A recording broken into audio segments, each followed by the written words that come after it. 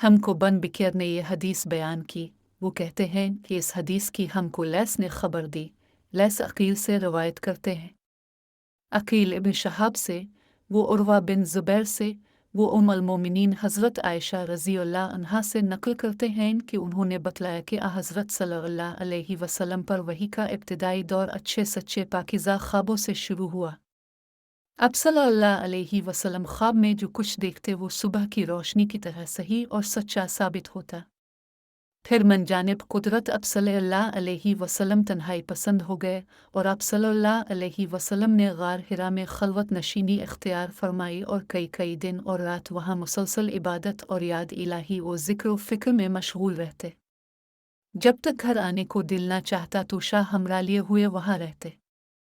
तो शाह ख़त्म होने पर ही अहलिया मोहतरमा हज़रत खदीजा रज़ियल्लाहु अन्हा के पास तशरीफ़ लाते और कुछ तोशा हमरा लेकर फिर वहाँ जाकर खलवत गुज़ी हो जाते। यही तरीक़ा जारी रहा यहाँ तक कि अब सल्लल्लाहु अलैहि वसल्लम पर हक़ मुनकशिफ़ हो गया और अब सल्लल्लाहु अलैहि वसल्लम गार हिरा ही में क़याम पज़ीर थे कि अचानक हज़रत जिब्राईल अलैहि अस्सलाम अब सल्लल्लाहु अलैहि वसल्लम के पास हाज़िर हुए और कहने लगे कि ए मोहम्मद पढ़ो। अब सल्लल्लाहु अलैहि वसल्लम फरमाते हैं कि मैंने कहा कि मैं पढ़ना नहीं जानता। अब सल्लल्लाहु अलैहि वसल्लम फरमाते हैं कि फ़रिश्ते ने मुझे पकड़कर इतने ज़ोर से भींचा कि मेरी ताकत जवाब दे गई। फिर मुझे छोड़कर कहा कि पढ़ो।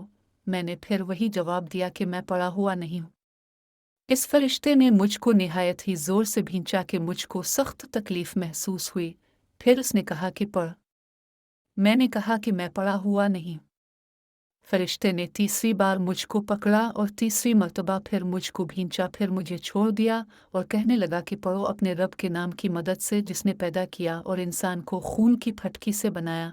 पढ़ो और आपका रब बहुत ही मेहरबानियाँ करने वाला है।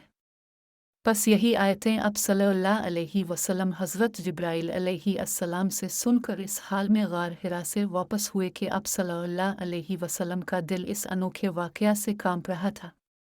अब सल्लल्लाहु अलैहि वसल्लम हज़रत खदीजा के यहाँ तशरीफ़ लाए और फरमाया कि मुझे कंबल ओढ़ा दो, मुझे कंबल ओढ़ा दो। लोगों ने अब सल्लल्लाहु अलैहि वसल्लम को कंबल ओढ़ा दिया। जब अब सल्लल्लाहु अलैहि वसल्लम का डर जाता रहा तो अब सल्लल्लाहु अलैहि वसल्लम ने अपनी ज़ौजा मोहतरमा हज़रत खदीजा रज़ियल्लाहु अन्हा को तफ़सील के साथ ये वाक़या सुनाया और फरमाने लगे कि मुझको अब अपनी जान का खौफ हो गया है।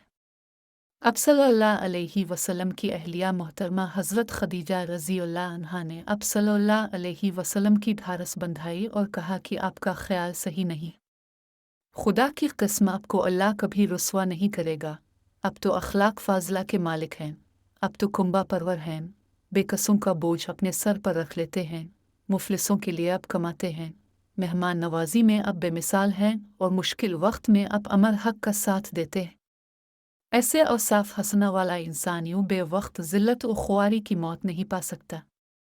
फिर मज़ीद तसल्ली के लिए हज़रत खदीजा रज़ियल्लाहु अन्हा अब सल्लल्लाहु अलैहि वसल्लम को वर्का बन नौफल के पास ले गई, जो उनके चचाज़ाद भाई थे और ज़माना जाहिलियत में नसरानी मज़हब इख्तियार कर चुके थे और इब्रानी ज़बान के कातिब थे। चुनांचे इंजील को भी हसब मंशाए खुदावंदी इब्रानी ज़बान में लिखा करते थे। इंजील सरयानी ज़बान में नाजिल हुई थी, फिर इसका तर्जुमा इब्रानी ज़बान में हुआ। वर्का इसी को लिखते थे। वो बहुत बूढ़े हो गए थे, यहाँ तक कि उनकी बीनाई भी रुखसत हो चुकी थी। हज़रत खदीजा रज़ियल्लाहु अन्हा ने उनके सामने अब सल्लल्लाहु अलैहि वसल्लम के हालात बयान किए और कहा कि ए चचाज़ाद भाई, अपने भतीजे मोहम्मद सल्लल्लाहु अलैहि वसल्लम की ज़बानी ज़रा उनकी कैफियत सुन लीजिए। वो बोले कि भतीजे, अपने जो कुछ देखा है इसकी तफसील सुनाओ। चुनांचे अब सल्लल्लाहु अलैहि वसल्लम ने अज़ अव्वल ता आखिर पूरा वाक़या सुनाया, जिसे सुनकर वर्का बे-इख्तियार होकर बोल उठे कि ये तो वही नामूस मुअज़्ज़ज़ राज़दान फ़रिश्ता है जिसे अल्लाह ने हज़रत मूसा अलैहि अस्सलाम पर वही देकर भेजा था। काश मैं आपके इस अहद नबूवत के शुरू होने पर जवान उम्र होता। काश मैं इस वक्त तक ज़िंदा रहता जबकि आपकी कौम आपको इस शहर से निकाल देगी। रसूल करीम सल्लल्लाहु अलैहि वसल्लम ने ये सुनकर ताज्जुब से पूछा कि क्या वो लोग मुझको निकाल देंगे? حالانکہ میں تو ان میں صادق و امین و مقبول ہوں۔ ورقہ بولا ہاں یہ سب کچھ سچ ہے، مگر جو شخص بھی آپ کی طرح امر حق لے کر آیا لوگ اس کے دشمن ہی ہو گئے ہیں۔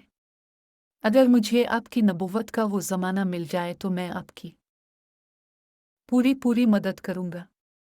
مگر ورقہ کچھ دنوں کے بعد انتقال کر گئے۔ پھر کچھ عرصہ تک وحی کی آمد موقوف رہی۔